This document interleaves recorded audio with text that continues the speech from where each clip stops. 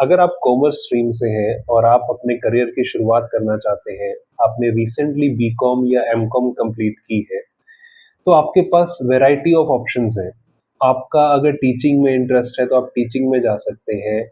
बात करें अगर आप कॉरपोरेट में एंटर करना चाहते हैं किसी कंपनी जैसे कि DHL, UPS, Genpact, American Express, Samsung, कितनी ऐसी कंपनीज हैं जितना आप आसपास देखें, अगर उनमें किसी भी डिपार्टमेंट में आप एंटर करना चाहते हैं तो उनमें एंटर करने के लिए आपको एक स्किल सेट होना ज़रूरी है।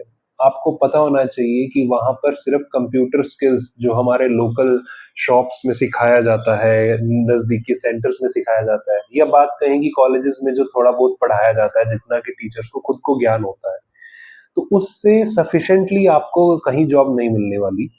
क्योंकि जॉब लेने के लिए सबसे पहले ज़रूरी काम ये होता है कि आपको इंग्लिश आनी ज़रूरी है। इंग्लिश अगर पूरा आपको फ्लुएंट नहीं आता है, ऐसा नहीं कि आइलेट्स करना ज़रूरी है, लेकिन आपको बेसिक वर्किंग इंग्लिश प्रोफिशिएंसी आप में होनी चाहिए। आप अपने आप को इंट्रोड्यूस कर पाएँ, आप बता पाएँ कि आपने बीकॉम करने के साथ-साथ और क्या किया है, जो कि कंपनी आपको हायर करे। क्योंकि कितने ऐसे लोग हैं मेरे कनेक्शन में, जो प्राइवेट जॉब्स में सिर्फ़ इसलिए नहीं एंटर करते, क्योंकि उन्हें डर लगता है कि वहाँ पर उन्हें इंग्लिश बोलनी पड़ेगी या उन्हें अपना इंट्रोडक्शन नहीं देना आता।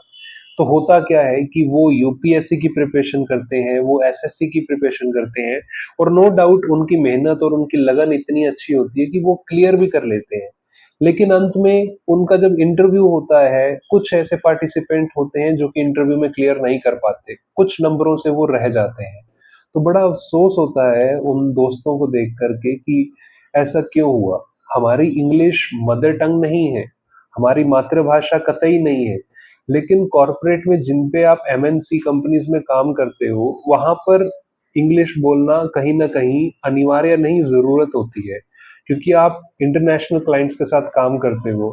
अगर आपकी इच्छा है, इंस्टाग्राम पे आप रील्स देखते हो लोगों की, जिसमें कि पढ़े लिखे बच्चे अपनी रील्स बनाते हैं, कॉर्पोरेट लाइफ में कंप्यूटर के सामने बैठे हैं, दिन रात वो काम करते हैं। अगर वो लाखों में कमाते भी हैं तो उनकी तरह काम करना भी सीखना पड़ेगा। हमको देखना पड़ेगा कि अगर जब हम बीकॉम कर रहे हैं तो साथ में ऐसा क्या करें जिससे कि हमारी बीकॉम की वैल्यू बढ़ जाए। तो मैं सजेस्ट करता हूँ कि अगर आप बीकॉम कर रहे हैं तो सबसे पहली चीज़ ये है कि हो सके तो पार्ट टाइम जॉब स्टार्ट करिए। कुछ एक पैसे आप जब कमाना शुरू करेंगे तो उससे अपना एक कंप्यूटर या लैपटॉप लीजिए, और जहां आप नौकरी के लिए लगेंगे, उस दुकानदार को बोलिए कि मैं आपके अकाउंट्स मैनेज करूंगा।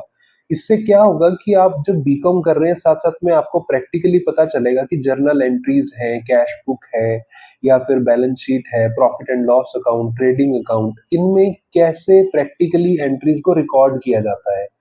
वो चीजें जो आप प्लस वन प्लस टू में कॉमर्स में जर्नल एंट्रीज मैनुअली हम पास करते थे, वो एक्चुअली खुद ही हो जाती हैं रिकॉर्ड जब आप अपने एक्सपेंसेस और इनकम को रिकॉर्ड करते हो। क्योंकि सेल होने से आपकी इनकम आती है, राइट? तो रेवेन्यू जनरेट होता है, तो वो आपका कैश इनफ्लो या बैंक इनफ्लो इंक्रीज होता है, तो उसकी तो कॉन्ट्रा आपकी उसकी बैंक की एंट्रीज तो ऑटोमेटिकली हो जाती है। लेकिन जब आप खर्चे रिकॉर्ड करते हो तब आपको पता चलता है कि कितने सारे तरह के खर्चे होते हैं, डायरेक्ट कॉस्ट, इनडायरेक्ट कॉस्ट, फिर उसके बाद आपकी सैलरीज बनती हैं, सैलरीज पे करने के लिए कौन कौन से पेएबल आपको क्रिएट करने पड़ते हैं, यूजर वाइज मैनेजमेंट रिकॉर्ड आप कैसे करेंगे। तो वो चीजें आपको सभी सीखने को मिलती हैं जब आप कॉलेज लाइफ में एंटर करते हैं तो, और साथ में पार्ट टाइम कोई जॉब करते हैं।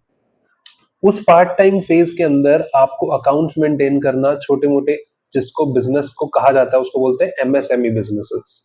तो आप उस दुकानदार को ये जरूर कहिए कि मुझे आप चाहे सैलरी 500 रुपए कम दे दीजिए, लेकिन वो मेरे बैंक में दीजिए। और हो सके तो आप उनकी अगर ईमेल एड्रेस है तो वो ईमेल एड्रेस से खुद को ईमेल भी करवाइए कि आपकी सैलरी इतने रुपए आपके अकाउंट में क्रेडिट हो चुकी है। क्योंकि जब भी आप कोई बड़ी कंपनी में ज्वाइन करते हैं तो आपसे सैलरी स्लिप मांगी जाती है, आपसे आपका ज्वाइनिंग लेटर मांगा जाता है, आपका एक्सपीरियंस सर्टिफिकेट मांगा जाता है। लेकिन हमारे टीयर टू और टीयर थ्री सिटीज में प्रॉब्लम ये रहती है कि छोटे व्यापारियों को वो चीज नहीं आती बनानी। तो उस केस में आपको ध्यान रखना है कि एक तो आप सैलरी अपने बैंक में लें, और जितनी आप सैलरी ले रहे हैं, अगर आपकी सैलरी 15-20 हजार से ऊपर है, और छोटे व्यापारियों की सोच भी छोटी ही होती है कई बार, कि वो आपको पूरी की पूरी सैलरी नहीं देना चाहते बैंक के माध्यम से, क्योंकि उनका बिजनेस ही 1 नंबर में नहीं है, वो 2 नंबर में कैश सेल करते हैं, इसलिए वो नहीं दिखाना चाहते कि आपके खर्चे भी ज्यादा है, क्योंकि इनकम ज्यादा दिखाएंगे तो उनको खर्चे भी प्रोपोर्शनेटली ज्यादा दिखाने पड़ते हैं। तो इसलिए वो कोशिश करते हैं कि ना तो इनकम ज्यादा दिखानी पड़े और ना ही उनके खर्चे ज्यादा दिखाने पड़े। तो सबसे पहली चीज कि आप अपने बैंक अकाउंट में सैलरी लें। दूसरा, आप पार्ट टाइम जॉब करेंगे तो आपको प्रैक्टिकल लाइफ का एक्सपोजर मिल जाएगा।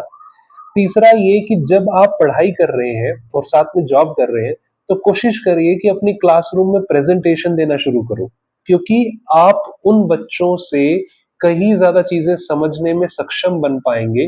जब आप प्रेजेंटेशन देंगे तो आपको घर जाकर के पढ़ना पड़ेगा, और अगर आपकी घर की स्थिति ऐसी नहीं है जिसमें कि आपको घर जाकर के सारा टाइम घर वालों के साथ बिताना पड़ता हो, फॉर एग्जाम्पल आप ही अगर घर के कमाने वाले जरिया हैं, सिर्फ एक ही सोल अर्निंग मेंबर फैमिली के हैं, तो उस केस में आपको आसानी से इतना टाइम मिल जाता है कि आप 1 या 2 घंटे तो पढ़ाई को दे ही सकते हैं।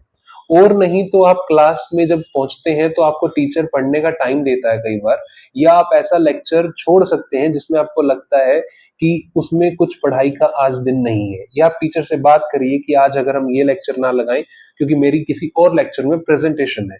तो आप ऐसा करके कहीं ना कहीं क्लासरूम में प्रेजेंटेशन देना स्टार्ट करिए। उससे होगा क्या कि एक तो आपकी कम्युनिकेशन स्किल इंप्रूव होगी, और सबसे मेन बात, आपका स्टेज फियर जो होता है कई लोगों का खत्म ही नहीं होता। आज भी मैं देखता हूं कि 50-50 साल 60 साल के लोग जो कि कॉर्पोरेट लाइफ में जुड़े हुए हैं, उनके भी हाथ कांपते हैं जब उनको माइक दिया जाता है बोलने के लिए स्टेज पर। तो ध्यान रखें कि ये चीजें जब आपका बीकॉम आप कर रहे हैं तो जरूर करिए।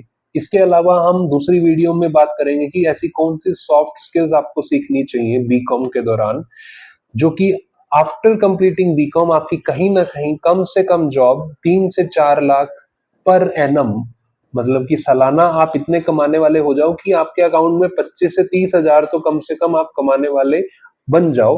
तो वो क्या क्या आपको चीजें करनी होंगी जिससे कि आपको नौकरी मिल जाए। और नौकरी का जो माइंडसेट है कि हम नौकर बन जाते हैं जब हम नौकरी करते हैं, उस चीज को अपना दिमाग बदलिए, उस चीज का माइंडसेट हटाइए, क्योंकि जॉब करने से कोई छोटा नहीं होता है।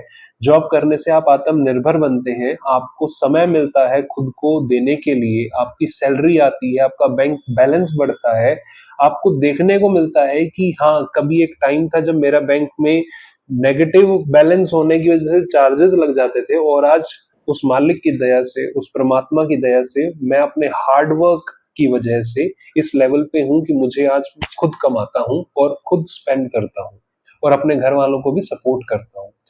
और कोशिश करिए कि आप कॉलेज लाइफ में लव के चक्कर में मत पड़ो। लव यानी कि यही रोमांस और प्यार की बातें, हाथों में हाथ डाल करके चलना, और ना जाने आंखों के इशारे, वो चीजों में मत पड़िए, क्योंकि कॉलेज लाइफ एक आपका ऐसा स्वर्णिम समय होता है जिसमें कि आप अपनी जीवन की बुनियाद रखते हो।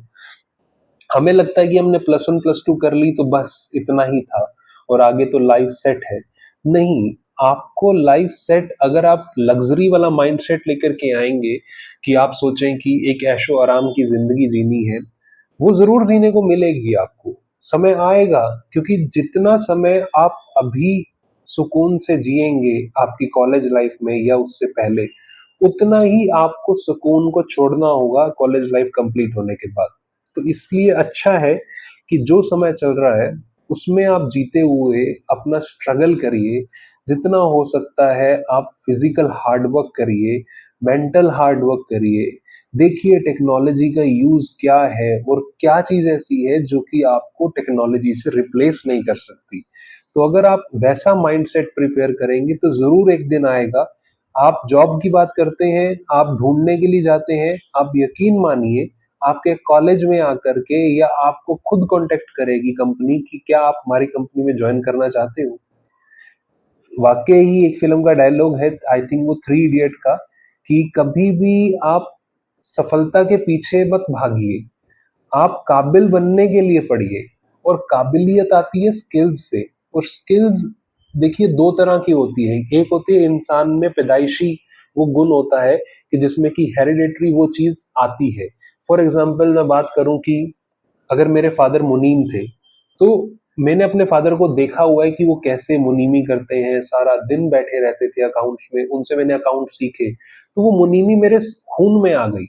तो मुझे पता है कि कैसे अकाउंट्स मैनेज करते हैं, कैसे अकाउंट्स का फेर बदल करते हैं, आपको दिखाने के लिए कुछ और कमाने के लिए कुछ और।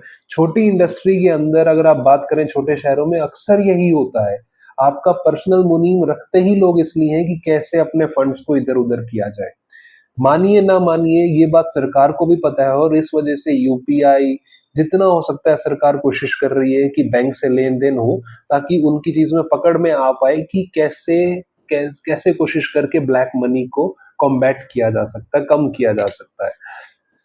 तो मिलते हैं अगली वीडियो में, अभी के लिए इतना ही। Thank you very much.